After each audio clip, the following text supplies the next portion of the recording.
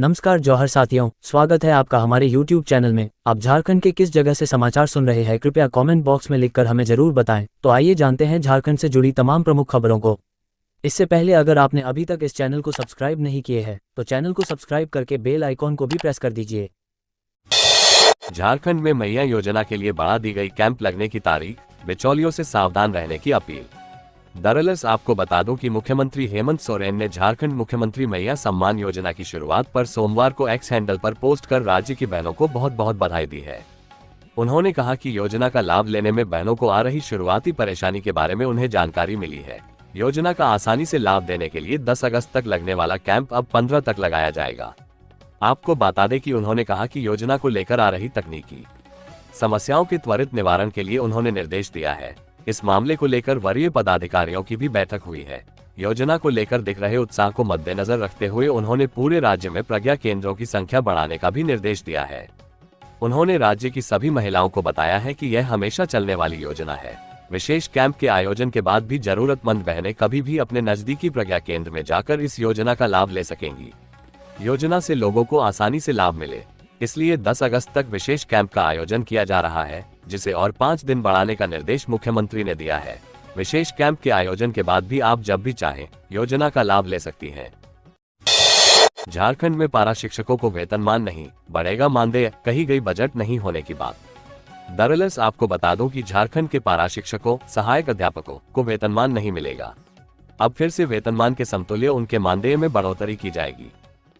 बैठक में वेतनमान पर सरकार की ओर से बजट नहीं होने की बात कही गई। इसके बदले में मानदेय बढ़ोतरी करने पर सहमति बनी। वहीं ये भी तय हो गया कि ईपीएफ की सुविधा अभी पारा शिक्षकों को नहीं मिल सकेगी। मानदेय बढ़ोतरी को लेकर शिक्षा विभाग मुख्यमंत्री हेमंत सोरेन से इस मसले पर बात करेगा, जिसके बाद अंतिम निर्णय लेगा। आपको बता दें कि बैठक में पारा शिक्षकों की आकलन परीक्षा से प्रभावित 5000 सहायक अध्यापक के त्रुटिपूर्ण उत्तर के अंक का निष्पादन करने का आदेश झारखंड एकेडमिक काउंसिल के सचिव को दिया गया। वहीं शहरी क्षेत्र के पारा शिक्षकों को 4% वार्षिक वृद्धि अगले कैबिनेट से पारित कराने का आश्वासन दिया गया। इसके अलावा सहायक अध्यापकों को हर साल सेवा संपुष्टि की बाध्यता से मुक्ति मिलेगी। बैठक के बाद पारा शिक्षकों ने 11 अगस्त को राज्य के सभी जिलों में सहायक अध्यापक संघर्ष मोर्चा की राज्य स्तरीय बैठक करने का निर्णय लिया है, जिसमें आगे की रणनीति पर विचार किया जाएगा। बदला जाएगा डाल्टनगंज रेलवे स्टेशन का नाम, सीएम हेमंत सोरेन ने दे दी मंजूरी। दरअसल आपको बता दूं कि झारखंड में एक रेलवे स्टेशन का नाम बदला जाएगा। मुख्यमंत्री हेमंत सोरेन ने पलामू जिला के अंतर्गत डाल्टनगंज रेलवे स्टेशन का नाम परिवर्तित कर मेदिनीनगर रेलवे स्टेशन किए जाने के प्रस्ताव पर सैद्धांतिक सहमति प्रदान कर दी है। इस सहमति के बाद अब इसे आगे की कार्रवाई के लिए गृह मंत्रालय, केंद्र सरकार को प्रेषित किया जाएगा। आपको बता दें कि मेदिनीनगर, जिसका पूर्व नाम डाल्टनगंज था, ये झारखंड राज्य के पलामू जिले में स्थित एक नगर है। यह उत्तर कोयल नदी के किनारे बसा हुआ है। अब इस रेलवे स्टेशन का नाम बदलकर मेदिनीनगर किया जाएगा। इसके लिए प्रदेश सरकार से मंजूरी मिल गई है। अब केंद्र सरकार को इसका प्रस्ताव भेजा गया है। बांग्लादेश हिंसा पर भारत में हुई बड़ी बैठक, जयशंकर ने बताए जलते मुल्क के हाल। दरअसल आपको बता दूं कि भारतीय विदेश मंत्री एस जयशंकर ने बांग्लादेश के ताजा हालात की जानकारी सारी पार्टियों को दी। उन्होंने जानकारी दी है कि सभी दलों से खासा समर्थन मिला है। इस्तीफा देने के बाद पूर्व प्रधानमंत्री शेख हसीना भारत पहुंची थी, जहां उनकी मुलाकात भारत के राष्ट्रीय सुरक्षा सलाहकार अजित डोभाल से हुई थी। अब कहा जा रहा है कि वो भारत से भी रवाना हो चुकी हैं। हालांकि इसे लेकर आधिकारिक तौर पर कुछ नहीं कहा गया है। विदेश मंत्री एस जयशंकर ने मंगलवार को कहा, आज मंगलवार को सर्वदलीय बैठक के दौरान मैंने बांग्लादेश में जारी सभी घटनाक्रमों की जानकारी दी। मैं सभी से मिले समर्थन और समझ की सराहना करता हूं। प्रधानमंत्री नरेंद्र मोदी ने सोमवार को इस मुद्दे पर सुरक्षा मामलों की कैबिनेट समिति की बैठक की अध्यक्षता की थी। आपको बता दें कि सरकारी नौकरियों में कोटा के चलते बांग्लादेश में सरकार का काफी विरोध हो रहा था, जिसके बाद विरोध प्रदर्शन हिंसक हो गए थे। आंकड़े बता रहे हैं कि इन प्रदर्शनों के दौरान 100 से ज्यादा लोगों की मौत हो चुकी है। इतना ही नहीं, इस्तीफे की खबरों के बाद प्रदर्शनकारी हसीना के आवास पर भी पहुंच गए थे। उपद्रवियों की कई तस्वीरें भी सामने आई थी। चलती ट्रेन से फिसला मां बेटे का पैर, डाल्टनगंज रेलवे पर हादसा, आरपीएफ ने बचाया, उठते ही मुस्कुराते हुए निकल गए दोनों। दरअसल आपको बता दूं कि आरपीएफ जवान की सतर्कता ने एक महिला और बच्चे की जान बचा ली। डाल्टनगंज रेलवे स्टेशन से एक वीडियो सामने आया है। इस वीडियो में एक बच्चा चलती ट्रेन की तरफ दौड़ता है, जिसके पीछे मां दौड़ती है। बच्चा और मां दोनों ट्रेन से गिर जाते हैं पास में ही खड़े आरपीएफ जवानों की नजर इन पर पड़ती है, जिससे इनकी जान बच जाती है। आरपीएफ जवान ने दोनों को मौत के मुंह में खींचकर बाहर निकाल लिया। डाल्टनगंज रेलवे स्टेशन पर सोमवार को गढ़वा रोड की तरफ जाने वाली पैसेंजर ट्रेन जैसे ही खुली, एक बच्चा ट्रेन पर चढ़ने के लिए दौड़ा। बच्चे के पीछे उसकी मां भी ट्रेन पर चढ़ने की कोशिश करने लगी। महिला और बच्चा प्लेटफॉर्म में फिसल गए और गिर पड़े। आपको बता दें कि इस दौरान ट्रेन चल रही थी। थोड़ी ही दूरी पर खड़े आरपीएफ जवानों की नजर दोनों पर पड़ी तो उन्हें बचाने के लिए दौड़े। दोनों को बाहर खींचकर ट्रेन की चपेट से बाहर निकाला। ट्रेन भी इस हादसे के बाद ठहर गई, लेकिन तब तक दोनों को सुरक्षित बाहर निकाल लिया गया था। झारखंड के 14 जिलों में बारिश का येलो अलर्ट। प्रदेश में अब तक 19% कम हुई बारिश, सरायकेला रहा सबसे गर्म। दरअसल आपको बता दूं कि मौसम विभाग ने आज बारिश को लेकर 13 जिलों में येलो अलर्ट जारी किया गया है। जिन जिलों में अलर्ट जारी किया है उनमें सिमडेगा, सरायकेला, खरसावां, पूर्वी और पश्चिमी सिंहभूम, देवघर, धनबाद, दुमका, गिरिडीह, गोड्डा, जामताड़ा, पाकुड़ और साहिबगंज के इलाके शामिल हैं। रांची में पिछले कुछ दिनों पहले हुई लगातार बारिश की वजह से राहत मिली, लेकिन सड़क और गलियों में पानी भर गया। हालांकि अब भी राज्य में 19% कम बारिश हुई है। मौसम विभाग ने अभी 11 अगस्त तक राज्य के कई इलाकों में बारिश की संभावना जाहिर की है। राज्य में पिछले 24 घंटे के तापमान पर नजर डालें तो राज्य में मानसून की गतिविधि कमजोर रही। राज्य के कई हिस्सों में हल्के से मध्यम दर्जे की बारिश दर्ज की गई है। आपको बता दें कि राज्य में सबसे अधिक बारिश खरसावां में 36.4 मिलीमीटर हुई। राज्य में सबसे अधिक तापमान सरायकेला में 34.3 डिग्री सेल्सियस दर्ज किया गया, जबकि न्यूनतम तापमान 23.1 डिग्री सेल्सियस रहा। केंद्र बताए, बांग्लादेशियों की पहचान का क्या आधार बनाए। दरअसल आपको बता दूं कि झारखंड में बांग्लादेशी घुसपैठ को लेकर 3 अगस्त को राज्य के आलाधिकारियों की बैठक हुई। इसमें मुख्य सचिव एल खियांगते, गृह सचिव वंदना दादेल और संथाल परगना के 6 जिलों पाकुड़, साहिबगंज, दुमका, देवघर, जामताड़ा व गोड्डा के डीसी और एसपी शामिल हुए। इस मौके पर महाधिवक्ता राजीव रंजन भी मौजूद थे। मुख्य सचिव ने अधिकारियों को निर्देश दिया कि केंद्र सरकार से पूछा जाए कि बांग्लादेशी घुसपैठियों ढूंढने के लिए किस दस्तावेज को आधार बनाया जाए। छुट्टी के बावजूद हुई बैठक में हाईकोर्ट द्वारा सरकार को दिए गए निर्देश पर भी चर्चा हुई। मुख्य सचिव ने डीसीएसपी से कहा कि अवैध घुसपैठिए की पहचान थाना स्तर पर करें। उन्होंने 6 जिले में एक नोडल अफसर बनाने का निर्देश दिया।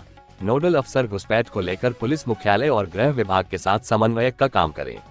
बैठक में शामिल एक अधिकारी ने बताया कि डीसीएसपी से कहा गया है कि वे पिछले 2 वर्ष के वैसे कागजातों की जांच करें जिसमें बांग्लादेशी घुसपैठ की सूचना मिली हो और क्या कार्रवाई हुई। Netaji Subhash medical college and hospital के ओपीडी में होगा निःशुल्क इलाज, 650 बेड का अस्पताल तैयार। दरअसल आपको बता दूं कि कोल्हान के लोगों के लिए अच्छी खबर है, अब उनका ओपीडी में मुफ्त इलाज हो सकेगा। साथ ही किसी भी प्रकार की बीमारी होने पर अन्य अस्पतालों से करीब आधी फीस पर इलाज हो सकेगा। ये घोषणा Netaji Subhash medical college and hospital के चेयरमैन एमएम सिंह ने की है। सोमवार को सावन की तीसरी सोमवारी पर अस्पताल के इमरजेंसी सेवा का उद्घाटन किया गया। मौके पर एमएम सिंह ने कहा कि देश ही नहीं बल्कि पूरी दुनिया में डॉक्टरों के साथ मेडिकल सुविधा की घोर कमी है। इसी कमी को दूर करने के लिए आदित्यपुर में Netaji Subhash medical college and hospital की शुरुआत की गई है। हमारा लक्ष्य हर 3 साल पर एक मेडिकल कॉलेज व अस्पताल खोलने का है। अस्पताल में एक्सरे 200 रुपये में एवं अल्ट्रासाउंड 500 रुपये में होगा। आपको बता दें कि 650 बेड का है अस्पताल। Netaji Subhash medical college and hospital में 650 बेड की क्षमता है, जबकि 55 बेड का आईसीयू और 22 बेड का सीसीयू है। मेडिकल क्षेत्र की सभी अत्याधुनिक सुविधाओं से लैस अस्पताल को तैयार किया गया है। एमएम सिंह ने सोमवार को अस्पताल के निरीक्षण के क्रम में पत्रकारों से कहा कि अस्पताल प्रबंधन का प्रयास है कि कोल्हान के लोगों का यहीं बेहतर इलाज हो सके। 2025 से 150 सीटों पर एमएमबीएस का एडमिशन होगा। एनएमसी से हरी झंडी मिलने का इंतजार है। हेमंत ने मुख्यमंत्री मैया योजना पोर्टल की खामी दूर करने का दिया निर्देश, कैंप की अवधि भी बढ़ाई। दरअसल आपको बता दूं कि मुख्यमंत्री हेमंत सोरेन ने झारखंड मुख्यमंत्री मैया सम्मान योजना JMMSY के पोर्टल में आ रही तकनीकी खामियों को तुरंत दूर करने का निर्देश दिया है। उन्होंने आवेदन जमा लेने के लिए प्रज्ञा केंद्रों की संख्या बढ़ाने को भी कहा है। सीएम ने कहा है कि यह हमेशा चलने वाली योजना है, इसका लाभ लेने के लिए समय सीमा तय नहीं है। विशेष कैंप के बाद भी जरूरतमंद बहनें कभी भी अपने नजदीकी प्रज्ञा केंद्र में योजना का लाभ ले सकती हैं। 10 अगस्त तक विशेष कैंप लगने वाला था, अब 15 अगस्त लगेगा। उन्होंने कहा कि जानकारी मिली है बिचौलिए भी सक्रिय हो गए हैं, उनसे सावधान रहें। योजना की प्रक्रिया निःशुल्क है। जिला प्रशासन को निर्देश दिया गया है कि बिचौलियों पर कड़ी कार्रवाई करें। आपको बता दें कि मुख्यमंत्री ने डाल्टनगंज रेलवे स्टेशन का नाम बदलकर मेदिनीनगर करने के प्रस्ताव पर सहमति दे दी है। राज्य सरकार अब इसे गृह मंत्रालय को भेजेगी।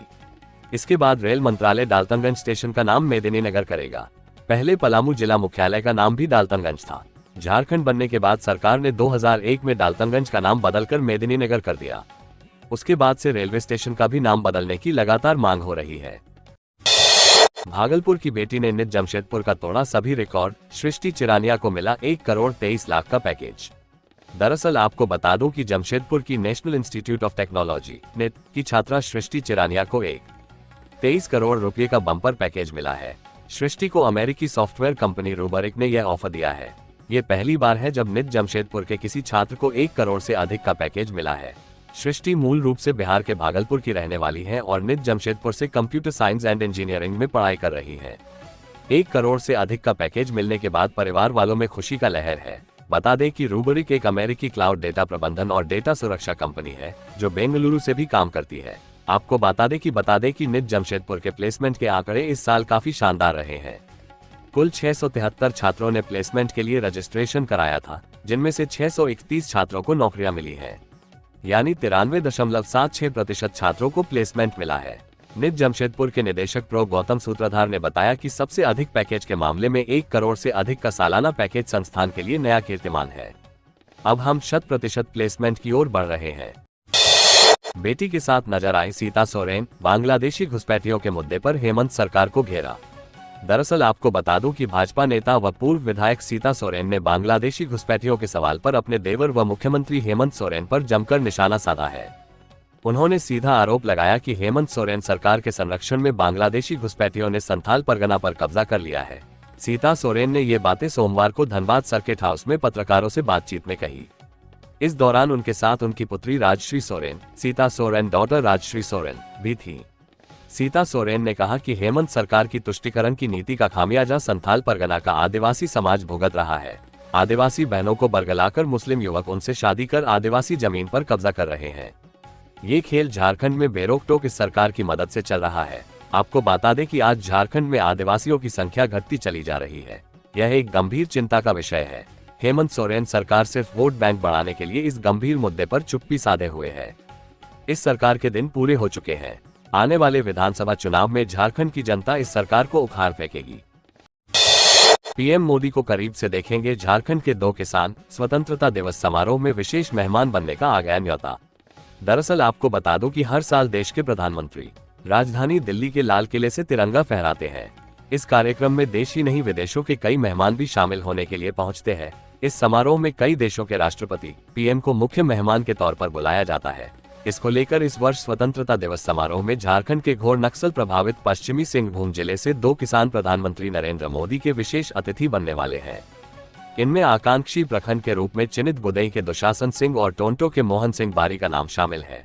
वहां से दिल्ली पहुंचेंगे और 16 अगस्त तक विशिष्ट अतिथियों के लिए आयोजित विशेष समारोह में शामिल होंगे। इनकी यात्रा, भोजन, आवास आदि का खर्च नीति आयोग उठाएगा। गुदई के दुशासन सिंह और टोंटो के मोहन सिंह बारी ने बताया कि हम लोगों को दिल्ली में 78 में स्वतंत्रता दिवस समारोह में विशेष अतिथि के रूप में आमंत्रित किया गया है। आपको बता दें कि यह हम लोगों के लिए बड़े ही गर्व की बात है। हम लोग वहां जाने के लिए काफी उत्सुक हैं। अभी तक टीवी पर ही स्वतंत्रता दिवस समारोह को देखते थे, पहली बार इस समारोह का हिस्सा बनने जा रहे हैं। इसके लिए जिला प्रशासन के लोग धन्यवाद के पात्र हैं। रघुवर दास सरकार के इन 5 मंत्रियों की संपत्ति के मामले में हाईकोर्ट ने मांगा जवाब, जाने पूरा मामला। दरअसल आपको बता दूं कि बड़ी खबर झारखंड हाईकोर्ट से आई है। पूर्ववर्ती रघुवर दास सरकार के 5 मंत्रियों की आय से अधिक संपत्ति की जांच की मांग को लेकर दायर पीआईएल पर सुनवाई करते हुए कोर्ट ने राज्य सरकार और एंटी करप्शन ब्यूरो (एसीबी) से जवाब मांगा है। जस्टिस रंगम मुखोपाध्याय और जस्टिस प्रदीप कुमार श्रीवास्तव की बेंच ने इस मामले में 4 हफ्ते के भीतर शपथ पत्र दाखिल करने का निर्देश दिया है। इसे भ्रष्टाचार का मामला बताते हुए एसीबी से जांच की मांग की गई थी। याचिकाकर्ता ने इसके प्रमाण में निर्वाचन आयोग के समक्ष पूर्व मंत्रियों की संपत्ति के विवरण से संबंधित दाखिल शपथ पत्र का हवाला दिया था। बताया गया था कि वर्ष 2014 में अमर बावरी की संपत्ति 7.33 लाख थी, जो 2019 में 89.41 लाख हो गई। इसी तरह रणधीर कुमार सिंह की ओर से 2014 में घोषित 78.92 लाख की संपत्ति साल 2019 में बढ़कर 5.06 करोड़ हो गई। इन्हीं 5 वर्षों के दौरान नीरा यादव की संपत्ति 80.59 लाख से बढ़कर 3.65 करोड़, लुइस मरांडी की संपत्ति 2.25 करोड़ से बढ़कर 9.06 करोड़, नीलकंठ सिंह मुंडा की संपत्ति 1.46 करोड़ से बढ़कर 4.35 करोड़ हो गई। आपको बता दें कि दिए गए आंकड़ों के मुताबिक इन पूर्व मंत्रियों की संपत्ति में सिर्फ 5 वर्षों में 200 से लेकर 1100% तक की वृद्धि हुई। हाईकोर्ट में दर्ज पीआईएल के आधार पर जुलाई 2023 में हेमंत सोरेन ने 5 पूर्व मंत्रियों के खिलाफ एसीबी जांच की स्वीकृति दी थी। सीएम हेमंत ने उपस्थिति पोर्टल किया लॉन्च। अब ड्यूटी से गायब रहने वाले स्वास्थ्य कर्मियों की आएगी शामत। दरअसल आपको बता दूं कि सरकारी अस्पतालों में ड्यूटी से गायब रहने वाले अब स्वास्थ्य कर्मियों की शामत आने वाली है। सोमवार को झारखंड के सीएम हेमंत सोरेन ने स्वास्थ्य विभाग में कार्यरत सभी चिकित्सकों, पैरामेडिकल कर्मी, संविदा पर कार्यरत कर्मी और अन्य कर्मियों की दैनिक उपस्थिति सुनिश्चित करने के लिए उपस्थिति पोर्टल का शुभारंभ किया। इस पोर्टल के जरिए स्वास्थ्य विभाग के कर्मियों द्वारा दर्ज की जा रही बायोमेट्रिक उपस्थिति का क्रॉस वेरिफिकेशन किया जाएगा। मुख्यमंत्री ने पोर्टल का शुभारंभ करते हुए कहा कि राज्य की स्वास्थ्य सुविधाओं को बेहतर बनाने और झारखंड के सभी व्यक्तियों को स्वास्थ्य संबंधी सुलभ और बेहतर सुविधाएं उपलब्ध कराने को लेकर सरकार प्रतिबद्ध है। उन्होंने कहा कि अस्पतालों में चिकित्सकों और चिकित्सा कर्मियों की उपस्थिति की निगरानी की पुख्ता व्यवस्था होनी चाहिए।